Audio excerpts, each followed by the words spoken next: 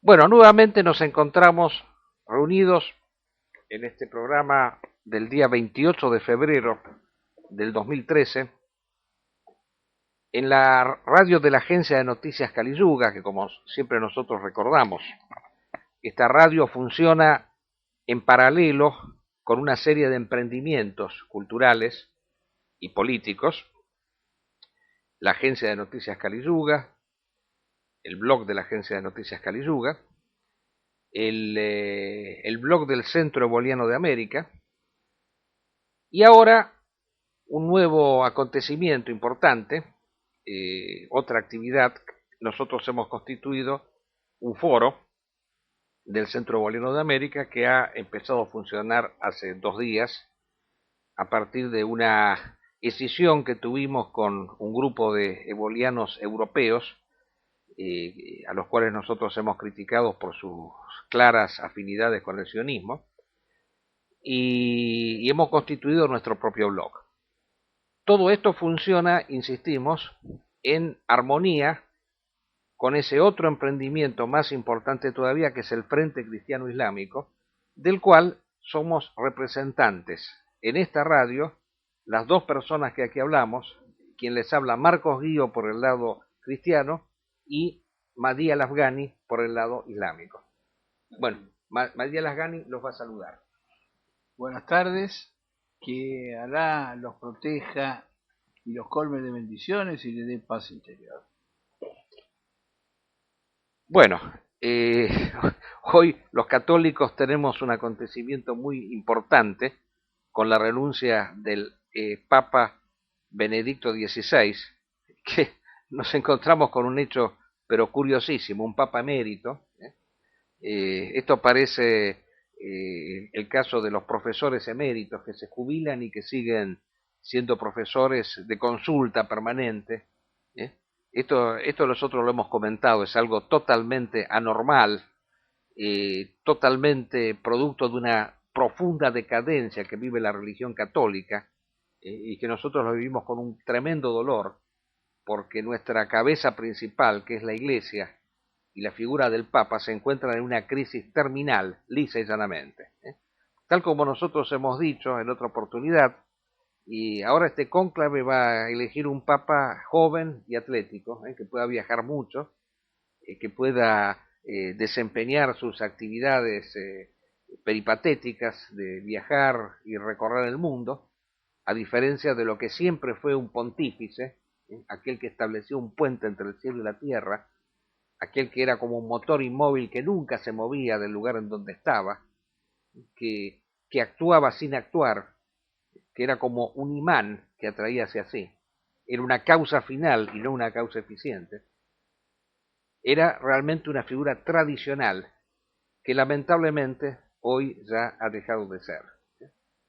Y esto se ha asociado a los incesantes y permanentes coqueteos con el mundo moderno, con esa tremenda aberración que es el mundo moderno, y tener hoy en día un papa que bendice a las Naciones Unidas, bendice a todas las instituciones de la modernidad, quiere cristianizar el mundo moderno.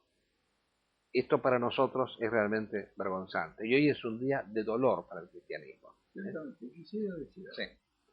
Por otra parte, nosotros los musulmanes también lamentamos la decadencia del catolicismo tradicional. Porque el catolicismo tradicional, que es altamente respetable, es el que podía converger con nosotros, como de hecho ocurre con los católicos tradicionales. Porque después de las graves claudicaciones, ahora vemos que la Conferencia Episcopal Alemana está autorizando el aborto, está autorizando la píldora del día después, y dicen que es para evitar un nacimiento y no para abortarlo, pero se ha roto ya un principio enunciado por el fundador, ¿verdad? Si hay algo claro en los criterios del fundador, es el repudio al aborto, a la eutanasia y el infanticidio. De ahí la protección que la Iglesia Católica dispensó siempre a los enfermos, a los débiles mentales, a todos aquellos que tuvieran necesidad de protección, y las cientos de instituciones que han protegido y cuidado a esa gente. La sola renuncia es de por sí triste porque no se renuncia a un rango otorgado de hecho en lo alto, ¿verdad? Según propia suposición. Uno no puede dejar de ser quien es. Si atento a las tradiciones, Benedicto fue designado por el Espíritu Santo, tercera persona de la Trinidad, Benedicto no se puede ir, pues solo el Espíritu Santo, o la divinidad, trina y una, en la que creen los cristianos, es el que puede sacarlo de acá. Desde el momento que está nombrado, es un individuo entre el cielo y la tierra, es un mediador, no puede irse el mediador. En parte él ha tratado de explicar que no es la abdicación no es una renuncia, que va a seguir estando. Pero la clave es, pueda o no pueda desempeñarse, su intención de atraer al mundo moderno al cristianismo es una imposibilidad. Solo la restauración de los valores cristianos puede salvar a Europa.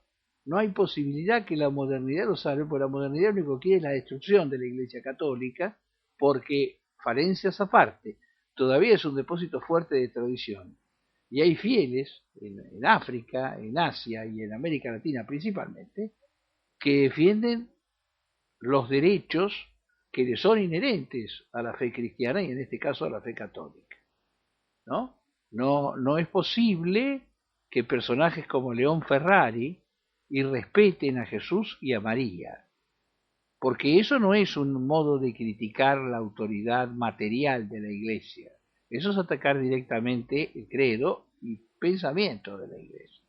La Iglesia no puede negociar con quien lo agrede, no se puede entender en los últimos periodos esta necesidad de ayornarse, como dicen, porque no se ayornan de ninguna manera.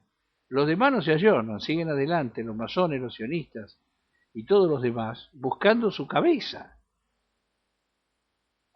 Sí, es lamentable todo esto, pero realmente nosotros tenemos que, digamos así, hacer como una pequeña pausa ante esta situación y seguir adelante, bregando cada uno desde el lugar en el cual se encuentra para que los valores tradicionales sean los que triunfen, sea en el catolicismo, como en nuestro caso, sea en el Islam, como en su caso, porque ustedes también han sido inficcionados por el virus de la modernidad.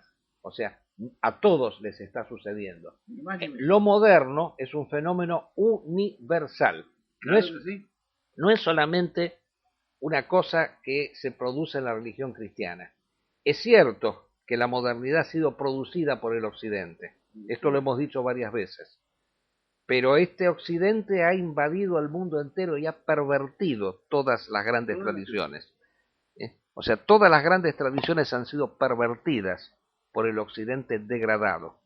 El budismo, una civilización budista como la China, hoy es destruida por el materialismo, primero comunista y ahora capitalista, pero destruido no solamente desde el punto de vista espiritual, en donde se ha constituido una sociedad masificada, una sociedad puramente volcada hacia el consumo y el confort, sino se ha destruido el medio ambiente. Hoy en día nosotros vemos imágenes de lo que es la ciudad de Pekín o Beijing, como la llaman actualmente, totalmente invadida por el smog. Del mismo modo que hemos visto otra sociedad budista, zen, como el Japón, totalmente destruida también por el consumismo, el materialismo y este fenómeno que hubo hasta hace poco tiempo de destrucción del medio ambiente con el estallido de la represa atómica de Fukushima. O sea, que ha producido contaminaciones muy superiores a las que acontecieron con las bombas atómicas de Hiroshima y Nagasaki. O sea, no se habla de eso, porque una de las cosas que hoy en día se mantienen en silencio religioso casi, es hablar de las contaminaciones del medio ambiente que ha producido la modernidad. O sea, la vez pasada nosotros, me acuerdo que comentábamos el problema de la raza blanca, si era superior o inferior a las otras razas, y los que hacen la apologética de la raza blanca, es decir, de la civilización occidental, porque la raza blanca produjo la civilización occidental, lo hacen sobre la base de los avances tecnológicos que la civilización y culturales que la civilización occidental ha tenido con respecto a las restantes. Pero yo me pregunto, ¿y las destrucciones del medio ambiente y las destrucciones espirituales que ha producido esa sociedad? ¿Eso es poco? ¿Eso no corre en la cuenta de la civilización blanca y occidental? ¿Por qué tiene más valor una cosa que otra? Es algo que nosotros constantemente nos tenemos que estar preguntando. Bien, esto ha sido una pequeña introducción, pero queremos ir ya a los puntos del programa, de los cuales nosotros no hemos hablado. Como siempre, tratamos tres temáticas. O sea, la primera va a ser una reflexión a partir de un texto que nos ha enviado una vez más nuestro gran amigo y colaborador permanente, el doctor Julián Ramírez de Bariloche, sobre la guerra de civilizaciones. Y a partir de allí, de la lectura minuciosa de este texto, efectuaremos las pertinentes reflexiones, porque este texto sirve, como todos los textos de Ramírez, como un punto de partida para efectuar reflexiones. En segundo lugar, la segunda parte del programa, bueno, versará sobre un hecho muy concreto y muy actual, la situación de Europa, que se ha visto conmovida en el día, no de ayer, sino el lunes, martes, hace 3 días más o menos, por el resultado electoral de las elecciones italianas, que, oh sorpresa, y tomo las palabras exactas del ministro de Relaciones Exteriores germánico, que se iba a reunir con el presidente napolitano y no se pudo reunir debido a lo que dijo, que ganaron 2 payasos. Más allá de lo que nosotros digamos al respecto, porque como comentábamos bien antes del programa con el amigo Madí, Berlusconi y Grillo son 2 payasos, pero no son payasos de la misma manera. Eso es lo que comentábamos con él. Pero de todos modos, lo sintomático es el fenómeno de esta democracia, que ya no son hombres políticos vocacionales, entes espirituales, los que pasan al frente en las epopeyas electorales o en los gobiernos, sino payasos, hombres de la farándula, hombres, digamos así, de la frivolidad, como el caso de Berlusconi. O sea, a esto conduce necesariamente la democracia, a eso es donde queremos llegar. Y el tercer punto versa sobre la situación de la guerra de civilizaciones, que nosotros siempre queremos comentar, debido al tremendo silencio, y lo decimos enfáticamente. Al mundo se lo distrae, a la opinión pública se la distrae con respecto a lo que está sucediendo. Quizás hablar de Berlusconi y de Grillo solamente sea un distractivo, pero nosotros no nos quedamos con eso. Nosotros vamos más allá y queremos decir y queremos relatar hechos fundamentales que han sucedido en esta semana que ha pasado. En primer término, como anticipo, lo más importante, la contraofensiva islamista en Malí. Y el otro tema, lo que está sucediendo en Siria, que cada semana que pasa agrega nuevos elementos para comentar. Y si tenemos tiempo, también hablaremos algo de Afganistán, porque siempre hay novedades con respecto a Afganistán. Bueno, vamos a ir al primer punto y leeremos el texto del amigo Julián Ramírez de Bariloche, que se titula 1, 2, 3, varias guerras. El título de esta nota parafrasea el dicho del Che Guevara: 1, 2, 3, muchos Vietnam. Pero nosotros lo decimos en un sentido contrario, es decir, con una inversión total de polaridad. El Che Guevara lo hacía desde una perspectiva marxista, antimetafísica, materialista y atea. Nosotros, en cambio, desde el punto de vista tradicional, en la actual guerra de civilizaciones. El Che Guevara planteaba las guerras en la falsa dicotomía entre capitalismo o socialismo. Nosotros lo hacemos en el marco de la antítesis entre tradición o mundo moderno. Socialismo y capitalismo han demostrado ser dos caras de una misma moneda, y en consecuencia, las guerras marxistas han perdido toda vigencia. Frente a todo ello, desde hace más de 11 años, tenemos el privilegio de ver ante nuestros ojos la aparición y desarrollo de la Guerra Santa, que hoy se manifiesta a través del fundamentalismo islámico. Aclaremos que la Guerra Santa no es exclusiva del Islam. Julius Evola, en su obra Metafísica de la Guerra, analiza la Guerra Santa en otras civilizaciones, como ser la hindú, la romana y la cristiana occidental, y por supuesto también la islámica. Hoy en día las cosas se ven claras desde el lado del fundamentalismo islámico. La yihad se desarrolla en el marco de la umma, es decir, en el conjunto de los fieles islámicos y en los espacios ocupados por esos pueblos. Allí se han multiplicado los focos bélicos en todos estos años, y se trata de un hecho innegable. Sin embargo, en el resto del mundo no islámico, no se ha podido hacer aún nada parecido. Se continúa sumergido en las distintas falsas alternativas del mundo moderno. Y este es el gran desafío que afrontamos los tradicionalistas de origen occidental y católico. Es decir, ¿cómo avanzar en el camino de una guerra santa partiendo de nuestras creencias y cultura? El Islam avanzará sin duda dentro de los límites de la umma, pero este avance tendrá sus límites en los lugares donde no haya fieles creyentes musulmanes. Nos cabe entonces afrontar la guerra de civilizaciones desde nosotros mismos, planteándonos un catolicismo gibelino al margen de la Iglesia Católica, afuera de sus estructuras e incluso contra ella, puesto que está totalmente integrada al mundo moderno.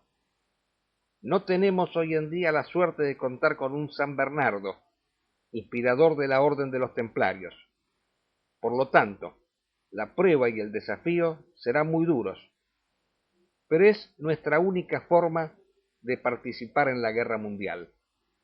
Si las guerras santas se extienden más allá del Islam, la suerte del mundo moderno estará sellada. Mientras se organice la orden a la que aspiramos, apoyaremos a los yihadistas. Para eso está el Frente Cristiano Islámico. Lo que rechazamos es la tentativa de algunos grupos europeos de desarrollar una pseudo religión pagana, rodeada de símbolos de las antiguas mitologías nórdicas y germanas, y que se derrumbaron ante el cristianismo por el bajo nivel espiritual a que habían caído. Nuestro continente americano tiene aún profundas raíces cristianas, unidas a las tradiciones indígenas, y todo ello nos da el soporte necesario para seguir adelante. Bueno, este es el texto entonces del amigo Julián Ramírez. Bueno, ¿quiere comentarnos algo? Sí, como siempre, brillante la exposición de nuestro amigo, bien fundada. La aspiración nuestra es asimismo la orden religioso-militar. La clave de la organización en Afganistán o en Somalia es una orden religioso-militar, ya que el sacerdote guerrero en los términos nuestros, por no tener sacerdocio estrictamente, diríamos así que es una caballería religiosa, ¿verdad? Porque una de las características que benefician al Islam es no tener un centro rector. Como no existe una sola cabeza, y como la manifestación es directa entre el hombre y Dios, porque no existen mediadores, entre el profeta, naturalmente, y el Mahdi, por venir, el Islam puede responder desde múltiples lugares y bajo múltiples formas. En el caso del cristianismo, la estructura constituyente provoca, en esta situación de crisis, esta debilidad que señala Julián Ramírez. De todos modos, comparto yo que deben adoptar el camino que él dice. Catolicismo gibelino fuera de la clerecía y contra la clerecía misma, en caso de que la clerecía no esté a la altura de las enseñanzas cristianas. Quizás algunos lo estén, ¿no es cierto? Haya monjes y monjas y sacerdotes santos, como siempre piden. En la medida que no estén inficcionados de las doctrinas modernas. Pareciera que la cúpula está desgraciadamente perdida, ¿no? De todas formas, la expansión del fundamentalismo en todos los países es beneficiosa y va a quebrar al mundo moderno. Hay que ver, el fundamentalismo hindú, por ejemplo, es muy fuerte. Habría que ver qué posibilidades existen de un fundamentalismo a partir de la religión popular china, sobre todo por el carácter sincrético que la religión tiene, porque allí la gente sea confuciana, taoísta y budista a la vez.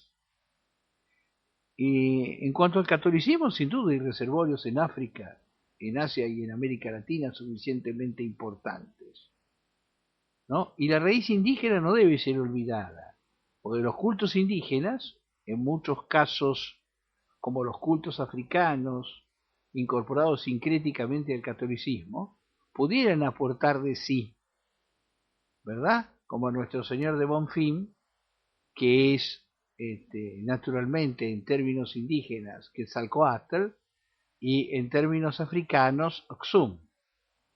Y en ese contexto quizás se pueda constituir, más allá del Frente Islámico, incorporando a otras fuerzas religiosas, cosa que parece esencial, principalmente entre nosotros, porque el Corán nos llama a unirnos a los cristianos, porque tienen monjes y sacerdotes santos y sabios.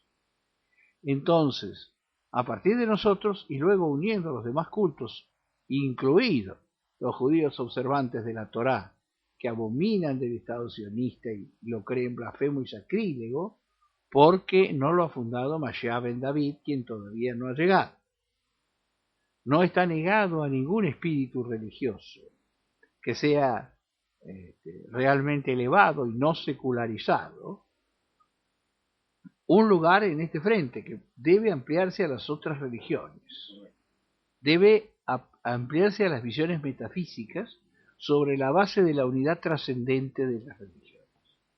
Exacto, bueno, usted lo ha dicho, ese es uno de los conceptos ebolianos fundamentales, que eso es lo que nosotros nos generó un conflicto con estos grupos europeístas con los cuales constituíamos anteriormente un foro, en donde la idea era debatir sobre la obra de Ébola, pero en determinado momento, como vimos en la audición pasada, surgieron ciertos conflictos, principalmente por el carácter racista que asumía dicho grupo, o dicho sector, que es un remanente justamente de ese, digamos así, autodenominada superioridad de la raza blanca, o indoeuropea, como la llaman ellos, con respecto a las restantes, pero y justamente con esa postura se cierran las puertas hacia la idea principal de Ébola, que es la unidad trascendente, de todas las grandes religiones y tradiciones espirituales, porque no necesariamente tiene que ser una religión. Exactamente, pueden ser otros sectores que no forman parte de la religión y que pueden formar parte de dicho frente. Exactamente, exacto. Entonces, en cambio ellos, de alguna manera, la visión del árbol les impide ver el bosque. Y están confrontados con el Islam, porque dicen que el Islam quiere copar Europa, quiere, digamos así,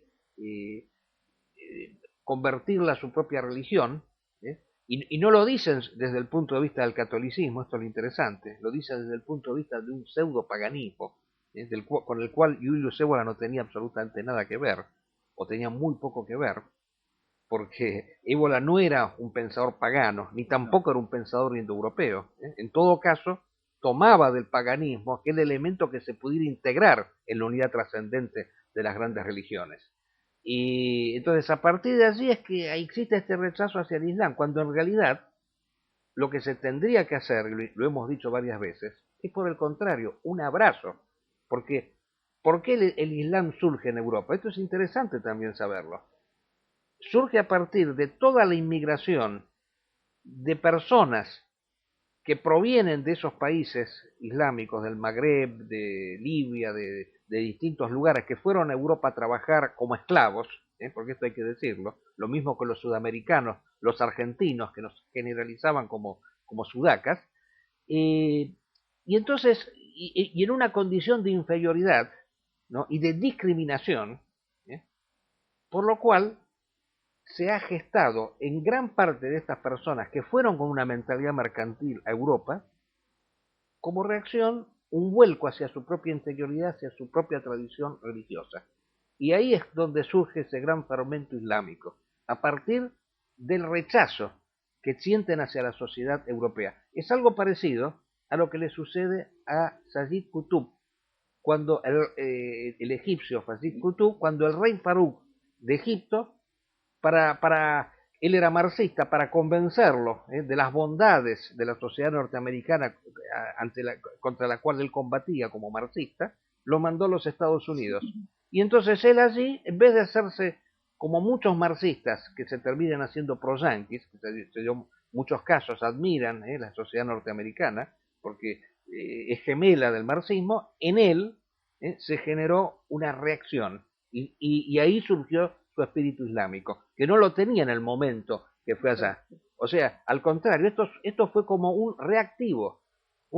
Y quiero agregar algo sobre el tema de el judaísmo y el Torah, porque es un debate interesante que se ha suscitado en el nuevo foro, este foro del Centro Boliviano, con respecto a la diferencia que existe entre un judaísmo talmúdico y un judaísmo basado en la Torah.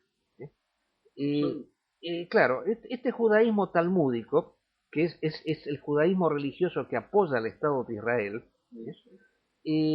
parte de un principio secularizado, que es la superioridad ontológica del judío con respecto a los demás pueblos. Y tiene características similares al nazismo biológico. Así como el nazismo biológico consideraba que el ario era cualitativamente superior a los demás, era el hombre verdadero, y las demás razas eran subhumanas en relación al ario indoeuropeo, el judío talmúdico considera que el verdadero hombre es el judío. Esto está en textos del Talmud que se han mantenido por mucho tiempo en secreto, para que no fueran leídos por los gentiles, pero que fueron develados. Y este es el que apoya al Estado de Israel, porque el Estado de Israel es la consumación de esta superioridad ontológica del judío. Pero hay otro judaísmo, el que aparece, por ejemplo, en movimientos como el Natura Carta, que repudia al Estado de Israel, y como usted decía, dicho Estado tiene que estar fundado por un Mesías. Ellos creen en la llegada del Mesías, y solamente si el Mesías lo crea, ese Estado es el Estado verdadero. Pero en el fondo hay otra convicción allí. O sea, ese Mesías que tiene que venir, íntimamente se considera que nunca va a venir. Es como una especie de tensión dialéctica que se genera en el judío, en el sentido de considerar que la tierra prometida es un más allá. Es el cielo la tierra prometida propiamente. No es la tierra por la cual nosotros transitamos. O sea, y en ese aspecto el judío se parece a las demás religiones, porque el paraíso de los católicos solamente tiene católicos en su seno, y el paraíso de los musulmanes solamente musulmanes, y el paraíso de los judíos solamente considera que tienen judíos, porque toda religión se considera a sí misma como la verdadera, desde el punto de vista exotérico. Eso es una realidad. Nosotros Sí. admitimos que nosotros en el paraíso admitimos judíos, cristianos, gente de la fe monoteísta, y admitimos a todos los chicos que hubieran muerto antes de poder hacer los rituales. En el caso nuestro, la sajada, el testimonio de fe, los varones a los 14 y las nenas a los 12. Nosotros admitimos a los chicos de todas las culturas y todas las religiones. Entiendo lo que usted me quiere decir, pero lo que es indudable, que toda religión se considera a sí misma como la verdadera, y las demás como heréticas, eso es indudable, como falsas. No en este contexto, porque nosotros provenimos, sin ninguna duda, del Taurat y del Injil. Esto es, del Pentateuco y del Evangelio. O sea, nosotros consideramos texto inspirado a la Torá y al Injil y al libro perdido de Abraham. Consideramos asimismo los salmos de David. Por lo tanto, el judaísmo es cierto y es válido, es aceptable el judío en el paraíso, quiero decir el judío observante de la Torá.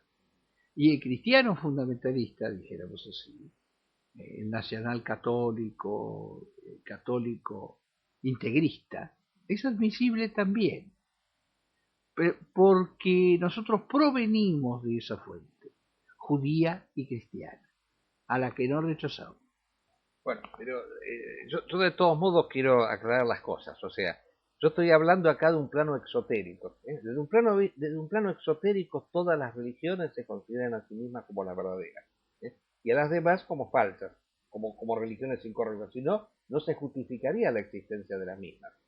O sea, para un musulmán no es lo mismo ser musulmán que ser católico. Esto convendrá conmigo, o que ser judío. Sin embargo, bueno, pero déjeme... que existiera la libertad religiosa, y que se permitiera a los cristianos, a los judíos, a los sabeos, a los mandeos, a los zoroastrianos, es un signo de que todas esas religiones provienen de profetas inspirados por Alá, por Dios. Entonces, no se puede rechazar in toto, hay que aceptarlos como válidos.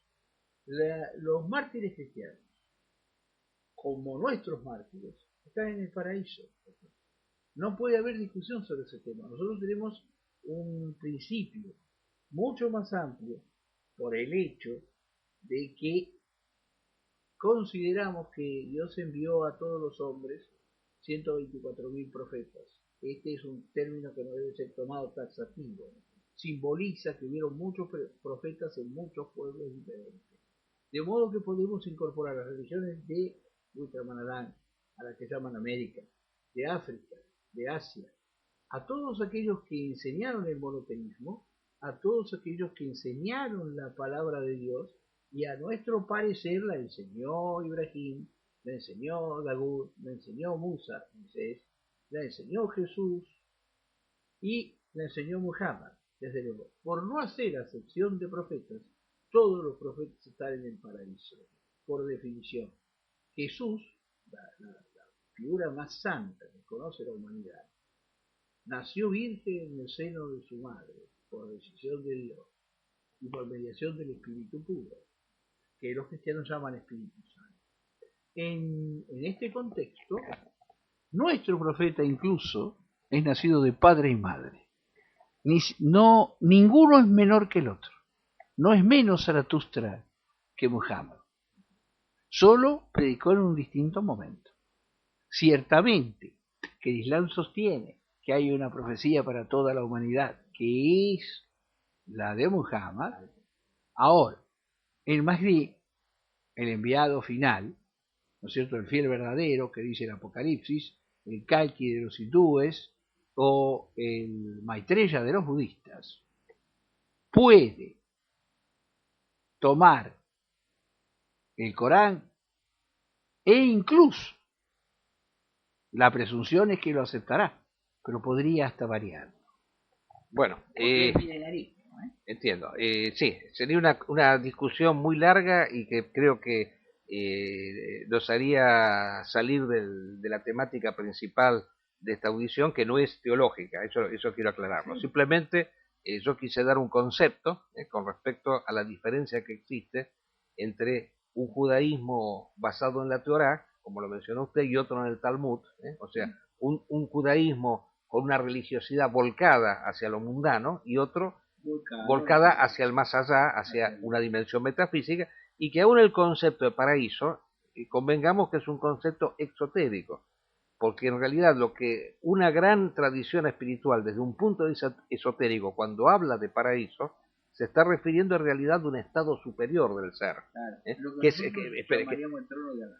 sí, o sea, simbólicamente es eso, o sea, porque toda gran religión tiene un lenguaje distinto para diferentes estratos de personas. O sea, para el hombre común, indudablemente hay que hablar en esos términos, paraíso, trono de Alá, etcétera.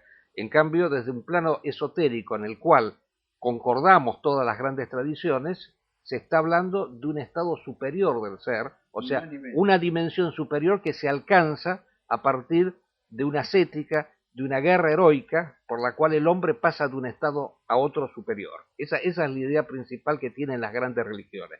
Mientras que, y las grandes tradiciones espirituales, mientras que para el moderno esta vida lo es todo, para el hombre en la tradición, esta vida es un tránsito hacia el más allá. Esa es la idea principal. Ese más allá, el hombre común lo percibe con la idea de paraíso. Y por eso hay que darles a estas personas que son simples y a las cuales no hay que confundir de ninguna manera, hay que darle, digamos así, imágenes, digamos así, que sean apropiadas para su propia mentalidad y que tengan, digamos así, algún tipo de relación con la situación que vive. Esa es la idea de paraíso. Bueno, nos hemos extendido un montón sobre este tema. Queremos ir ya a lo cotidiano, a lo concreto, y el punto siguiente, claro, que tiene que ver muchísimo con esta tremenda crisis que está viviendo la humanidad del mundo moderno, algunas palabras, digamos, sobre la situación italiana, de lo que ha acontecido, de estas elecciones, y yo quiero citar aquí una pequeña anécdota, como me gusta hacer a mí siempre, ¿no? A lo mejor será un defecto, pero en fin, hay cosas que me han quedado grabadas. Yo siempre recuerdo cuando se reimplantó la democracia en la Argentina en el año 1983.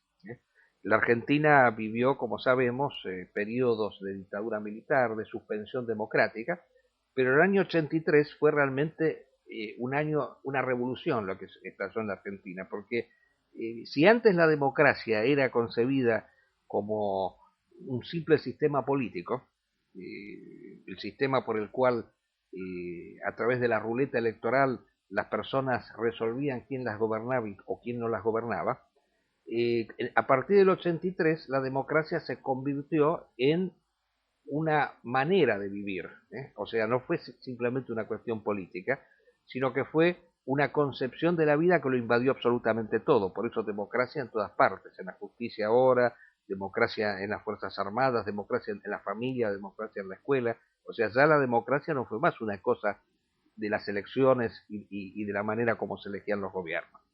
Y yo recuerdo siempre que cuando la democracia, esa nueva democracia recién empezaba en 1983, en un programa televisivo vino un senador italiano que decía, dice, sí, dice, a ustedes todavía les falta para llegar a nuestra democracia. Y convengamos que Italia nos lleva una delantera muy grande.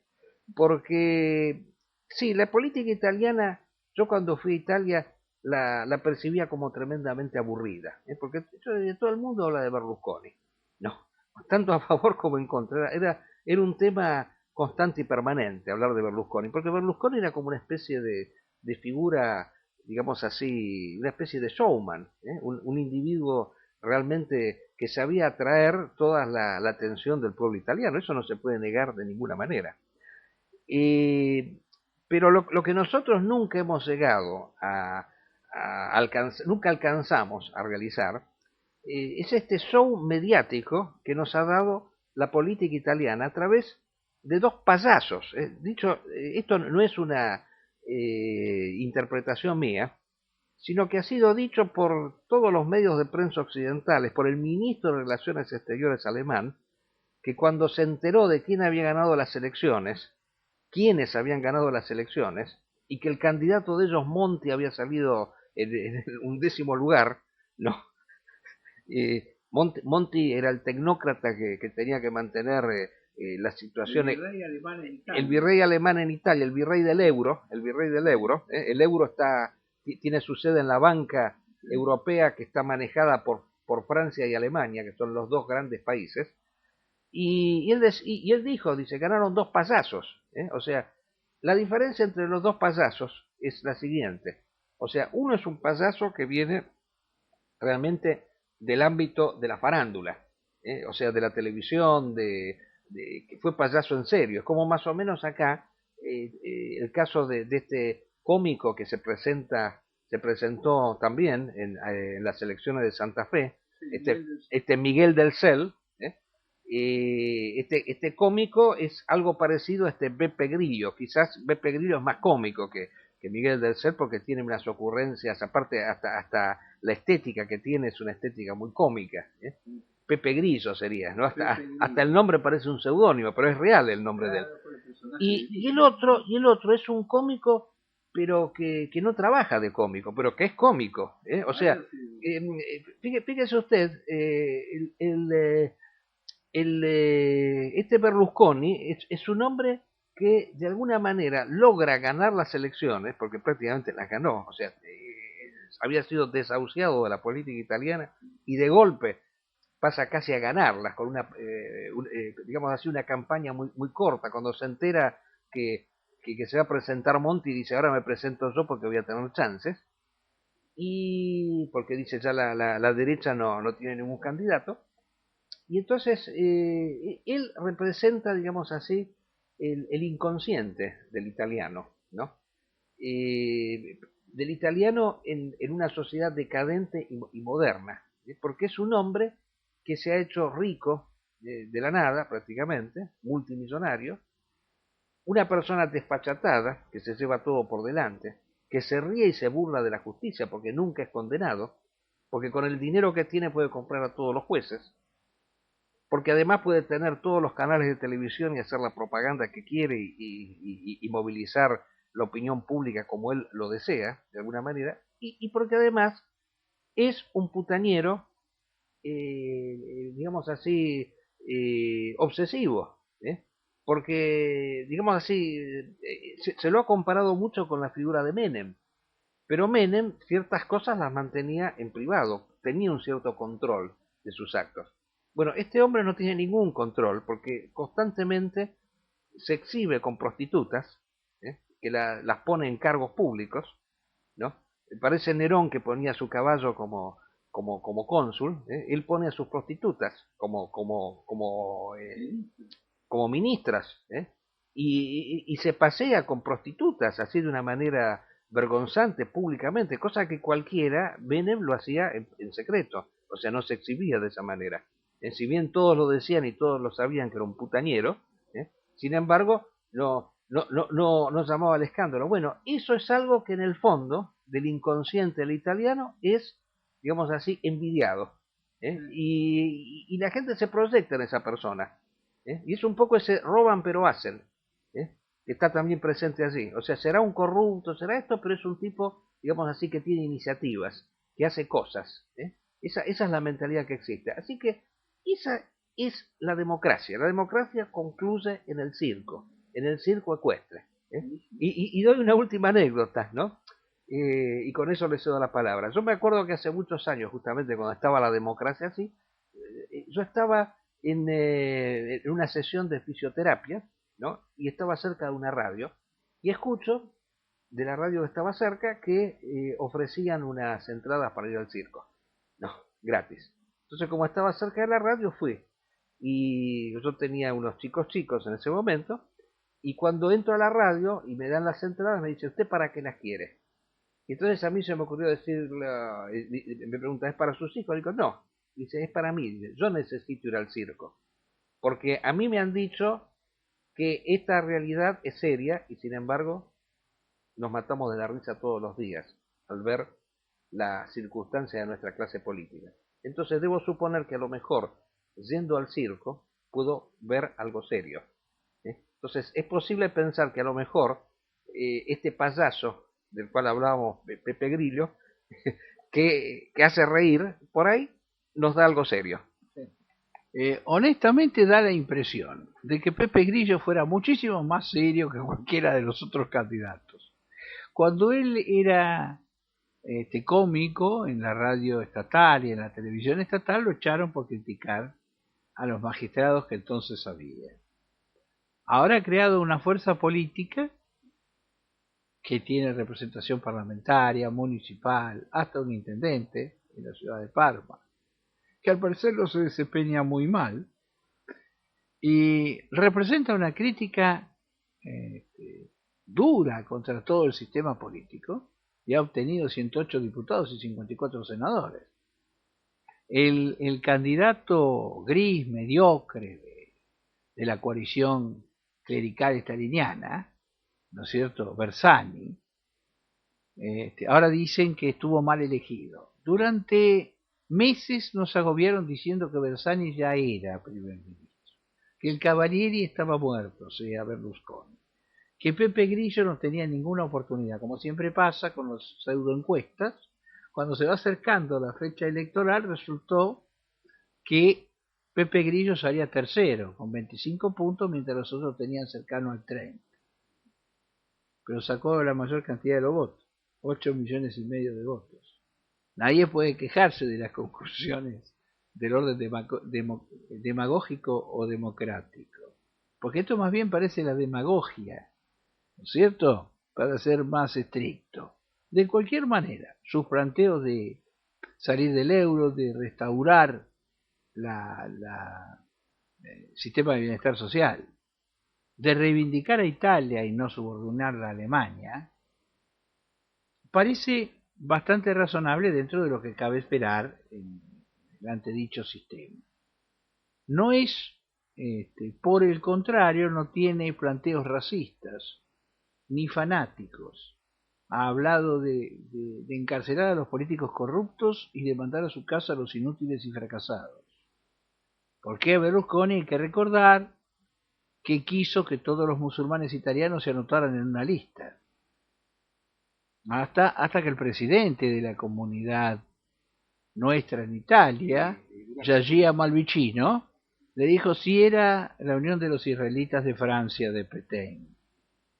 Ahí se detuvo, porque se ha expresado un hombre que no tiene... ¿Me permite una pequeña acotación? No, lo de Berlusconi y los musulmanes hay que aclararlo. No es que Berlusconi tenga algún principio especial, porque no tiene ninguno. Él parece esas personas que dicen, no le gustan mis principios, tengo otros. Decía mucho mal. Exactamente. Él lo que pasa es un político que busca, digamos así, alianzas. Los que tienen esos principios son los de la Lega del Norte, que son los identitarios europeos que hay en Italia, que son antimusulmanes. Son antimusulmanes, claro. Y así como son antisureños, o sea, quieren una pureza racial en el norte de Italia, expulsar a todos los sectores así medio negritos y como se llama, de otras razas, los bronceados, como ellos los llaman. Entonces, desde ese punto de vista es que Berlusconi trató de granjearse esa simpatía, pero no porque él odia a los musulmanes, sino que, fíjese usted, el escándalo principal que él tiene es con una joven musulmana, que era su amante. Sí, adelante. Sí, porque Berlusconi es el tipo aquel que está en contra de los judíos, pero no de las judías. Exactamente. ¿No? Y en este caso en contra de los musulmanes, pero eventualmente no de las musulmanas. Exactamente. Es lo que un argentino dice ser antisemito, ¿verdad? Porque solo le molestan los judíos hombres. Las judías le vienen de lo más bien, ¿no? Lo que es lúcido, por otra parte, ¿no? Ahora, a él sí ciertamente le viene bien cualquier argumentación que pueda utilizar. Naturalmente es representativo de muchos italianos, en el sentido de que él expresa la verdadera vocación de los italianos, como de alguna manera la expresa también, y mucho más seriamente, Pepe Grillo. Ahora, ya han llegado al estado de Pepe Grillo, no deberían analizar que se va acercando en Europa un momento grave para todo el establishment europeo. Cuando hicieron parecidas cosas, vinieron al poder gobernantes que después lamentaron todo el tiempo. Como no son serios, siguen diciendo que el hombre realista y maduro es el que nadie eligió, el que ellos pusieron, que es Mario Monti, no puede ser nunca, eso es una falta de respeto, un atropello a la dignidad de Italia, ¿no es cierto? Porque Cavalieri podrá tener Berlusconi, naturalmente, a quien llaman el Cavalieri los suyos, Cavalieri podrá tener muchas fallas, pero sin duda es un hombre de ahí, ¿no es cierto? Y es el que más resistió, para ser justos, a la presencia de Monti, y que finalmente lo socavó hasta obligar a que hubiera elecciones.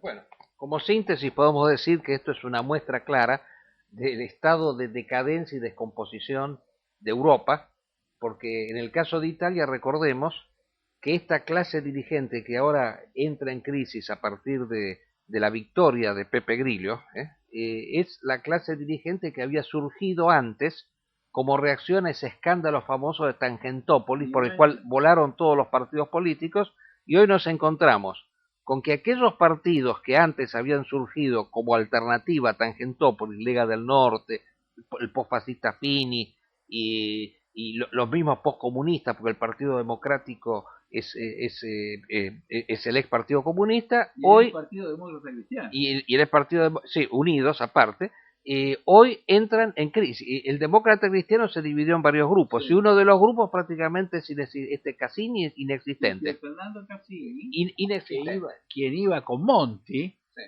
sí. Italia de los Valores, sí. Del fiscal Di Pietro, una burla sí, sí, sí, a la conciencia de quien puede ser serio. Esas gentes tenían un planteo que solo sirve para el establishment europeo, ¿no es cierto? Y no le sirve al pueblo. De ahí que aparezca Pepe Grillo como representación más estricta de los oprimidos, de la gente a la que le subieron la edad de jubilación, que le rebaja los sueldos, las jubilaciones. ¿Cómo puede ser lógico y razonable tomar semejante? Es parecido a nuestro Que se vayan todos que hubo en el 2001, que sí. Nunca se canalizó políticamente, pero acá en Italia se canalizó a través de Pepe Grillo. Entonces, eso de que ellos están avanzados en 20 años, como decía ese senador, es cierto. O sea, nosotros vamos hacia allí. La democracia argentina va hacia Pepe Grillo. Ni más ni menos. No nos cabe ninguna duda. Exactamente. Bueno, vamos al último punto porque estamos casi sobre la hora. Quiero hablar dos palabras de la situación de la guerra de civilizaciones, de los hechos puntuales que hoy no se dicen. Vamos al más importante de todos, Malí. Luego de una vasta propaganda emitida principalmente por Francia, por la cual se decía de que los movimientos fundamentalistas, que eran tres, que estaban unidos y que habían conquistado el Emirato de Azabat, el norte de Malí, estaban aplastados y derrotados, hoy, o mejor dicho, en el día de ayer, a partir de una declaración del ministro de Defensa francés, se ha sabido de la contraofensiva islamista. Es cierto, se fueron de las ciudades, pero es la misma táctica que adoptaron en Afganistán. Cuando los norteamericanos invaden Afganistán, ¿qué hacen los talibanes? Se van a las montañas, Tora Bora. Acá se han ido también a las montañas. ¿Y qué han hecho? Han empezado a contraatacar. Y en el día de ayer, decíamos, han efectuado un ataque en contra de una fuerza militar de Chad, que es un país que ha colaborado con Francia en la invasión, diezmando todo un regimiento, dejando aproximadamente unos 50 muertos. Y Francia ha reconocido que esta pequeña intervención de 15 días le ha costado ya 113 millones de euros. Entonces nosotros tenemos que, y que no se pueden ir tan rápidamente como pensaban. Entonces, si le sale 113 millones de euros una intervención de 15 días, quiere decir que por mes, si se presenta una guerra larga como la de Afganistán, van a tener al menos 260 millones de euros mensuales en gastos de guerra, siempre y cuando no haya un incremento, y siempre y cuando no haya necesidad de enviar más tropas, debido a que no es lo mismo luchar contra una guerrilla que tiene sus cuevas en las montañas y que ha generado ya toda una estructura como para la resistencia, que haberlo hecho en ciudades en campo abierto, en donde no había prácticamente resistencia, que era muy fácil ocuparla. 260 millones de euros mensuales son 3.000 millones anuales de euros, si no me equivoco en las cuentas aproximadamente, y si llegaran a ser 10 años son 30.000 millones de euros, que le puede llegar a significar la guerra de Malí. No hay economía que pueda resistir hoy en día en una crisis como la europea. O sea, Francia está condenada, se ha condenado a sí mismo en esta guerra a una crisis económica de grandes proporciones parecida a la que la guerra de Afganistán y de Irak le produjo a los Estados Unidos, que en estos días atraviesa justamente una situación de crisis tremenda. Este hecho quería relatarlo. El segundo hecho interesante es una declaración del senador Graham, republicano de los Estados Unidos de la línea dura, que en una conferencia ha reconocido que los operativos efectuados con drones, esos operativos asesinos por los cuales aviones sin piloto lanzan bombas y misiles inteligentes que matarían talibanes o terroristas internacionales, pero en cambio dejarían vivos a los civiles, porque serían muy inteligentes estos aviones, han liquidado desde que se implementó este operativo, palabras de Graham, 4.600 personas.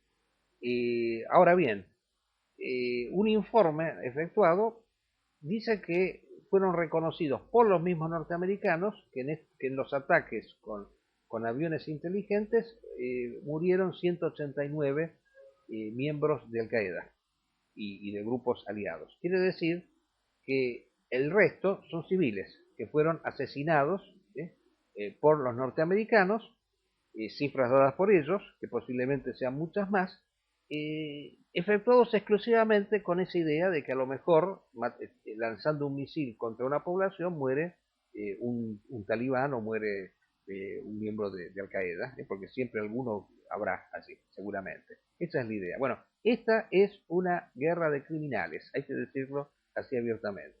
Es una guerra en donde hay un Estado asesino, que es los Estados Unidos, y que tiene las mismas características que se le podían haber achacado al régimen nazi en la Segunda Guerra Mundial o al régimen ruso, cuando también masacraba en Polonia, que masacró a decenas de miles de civiles y de soldados indefensos que estaban prisioneros. O sea, es exactamente igual. O sea, esto ha sido reconocido oficialmente por el mismo gobierno norteamericano.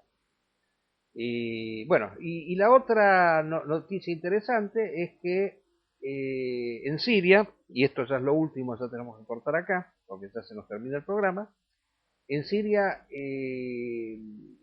con la presencia del nuevo secretario de Defensa norteamericano Kerry, ha habido un cambio por el cual Estados Unidos ha resuelto, y esto fue en la reunión de ayer en Roma, brindar ayuda a los rebeldes. Oh, todos contentos, brindar ayuda, pero ayuda no letal, dijeron. ¿Qué quiere decir ayuda no letal? Remedios, pero nada de armas. Ahora, es realmente glorioso que un ejército como el de los rebeldes, el ejército libre, y que está compuesto a su vez por grupos yihadistas como Al-Nusra y la brigada de Mujahidín del Cáucaso, los chechenios, pueda resistir sin recibir armamentos especiales de ninguna potencia extranjera. Es realmente un hecho milagroso que hay que señalarlo. Y ya que estamos en Siria, quiero señalar también que un ex dirigente de Hezbollah, que en este momento se me escapa el apellido, pero que está en nuestra página de la agencia Caliyuga, lo hemos citado en el día de ayer, se ha declarado en contra de la actitud asumida por el jefe actual, Nasrallah, ¿no? Nasrallah, de apoyar a Assad. O sea, diciendo que eso es un error de grandes dimensiones y que tiene que, por el contrario, apoyar el movimiento rebelde, un miembro de Hezbollah. O sea, alguien que fue jefe de Hezbollah en algún momento y que critica actualmente la dirección de Hezbollah de estar colaborando con las fuerzas de Assad, que tiene, insisto, los días contados. Está simplemente porque lo apoyan los rusos y porque los rebeldes no reciben armas, como para poder terminar de una vez por todas con el conflicto, como en cambio las recibieron en Libia. Ahí está la gran diferencia. Bueno, no sé si hay algún otro hecho importante, ¿usted quiere agregar algo? O por... Bueno, entonces damos por finalizado el programa, y nos despedimos del público y nos veremos el jueves que viene.